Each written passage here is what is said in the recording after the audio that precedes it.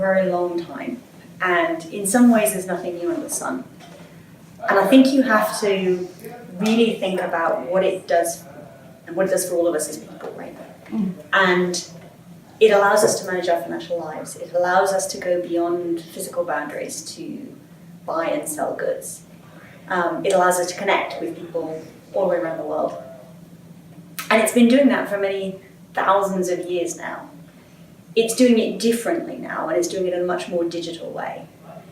And so what I think we have to stay focused on is the importance of it to individuals. How can they, and what we offer, enable them to feel completely in control of their financial lives, make the very important choices we will make every day, juggle sometimes quite complicated finances? How can we help them to feel, us all to feel really secure? And by that I mean not just that we know something's going to work when you tap or put your wearable on or whatever it is, but how do we make them feel secure in terms of what's done with their data and their privacy and how we protect them and what happens when something goes wrong, when you buy something that doesn't work, or you get into a situation where you need to get your money back. And how do we make it simple in all these different ways that we can purchase in our lives? It's still got to be pretty simple. That form, whatever it is of payment, has to work online, offline, and in all these different environments. So I only worry at the point at which we lose the understanding of what the real underlying consumer needs are and try and create something that doesn't really service that.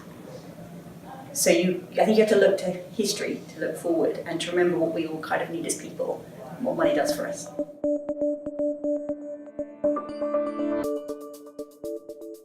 The way Visa thinks about payment experiences, again, is somewhat rooted in our history. We're 60 years old. And there was a very important moment in about 1970 where Visa decided to be open and to build an open network. And economic theory teaches you two wonderful things about that. One is that if you are open, the value of the network increases the more that people join it. And what it also does is if you're transparent about your standards and your procedures and your rules, people can innovate on top.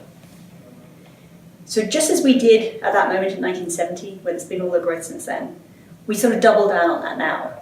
We need to be open.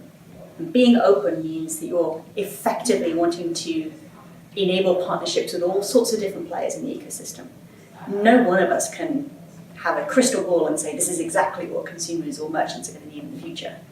Instead, what we try and do is provide the resilience and the ability to innovate and enable that innovation that many different people can join.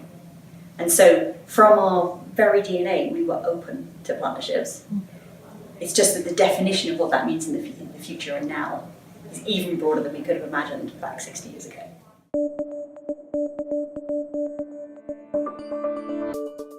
I think we live in an incredibly exciting space, and Europe is the place to be, I think, for payments, because you've got this multitude of different cultures and backgrounds and nationalities and lots of different payment experiences. You've got very fundamental regulation, both in terms of open banking, PSD2, and also things like GDPR. And you've got all the richness and innovation of tech, whether it's in the Nordics or in the UK or in France, you see these burgeoning new emerging technologies. So this is a really cool place to be. And I think I'm, in some ways, the envy of my colleagues around the world when we talk about what's happening in Europe. And so what we're trying to do here is stay very true to who we've always been, but enable all these different experiences and take opportunities of seeing what's happening in one part of Europe and how that could be translated into others. But I also think digitizing payments gives you opportunities we haven't really explored yet.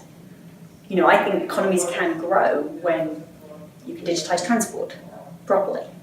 When you can bring small businesses into the digital economy, for which they have to enable digital payments. When you can enable disbursements and donations, when you can help people manage their bills. So for me, there's just opportunities everywhere.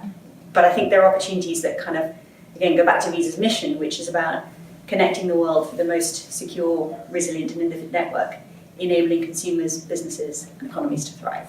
I think we can do that.